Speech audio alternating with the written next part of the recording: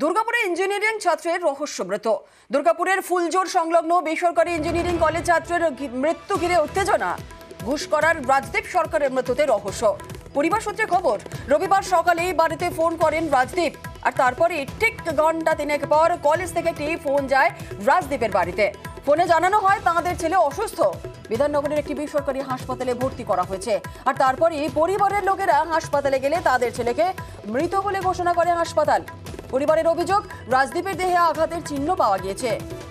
New township থানায় college কর্তৃপক্ষের বিরুদ্ধে অভিযোগ দায়ের পরিবারের। কি হয়েছিল আমরা সত্যি জানি না। আমাদেরকে যখন সকাল 10:30টার সময় মায়ের সঙ্গে কথা হয়েছে তখন ভালো ছিল। তারপরে 1:30টার সময় যখন ওরা মা খেতে বসেছে তখন ফোন করেছে, যে কলেজ থেকে ফোন করেছে। তো ফোন করে বলছে যে ওদের ছেলে খুব অসুস্থ, খাট থেকে নাকি পড়ে গেছে, দিয়ে পড়ে যাওয়ার পর ওকে মিশনে ভর্তি করেছে। তো আসার পর তখন মিশনে বললো যে ওকে ব্রড ডেথ এখানে এনেছে। কলেজ কর্তৃপক্ষ আমাদের বলেছে যে খাট থেকে পড়ে এরম হয়েছে। তো আমাদের তো সন্দেহ যে একটা 18 বছর ছেলে, যার 6 ফুটের ওপরে হাইট, সে কখনো একটা সাধারণত মানে ফোন করতে করতে বলছে খাট থেকে পড়ে গেছে। তো কোনো রোগ ছিল না, কোনো অসুস্থতা ছিল না। তো খাট থেকে পড়ে কিভাবে মানুষ মারা যেতে পারে, তো এটাই আমাদের সন্দেহ আর কি।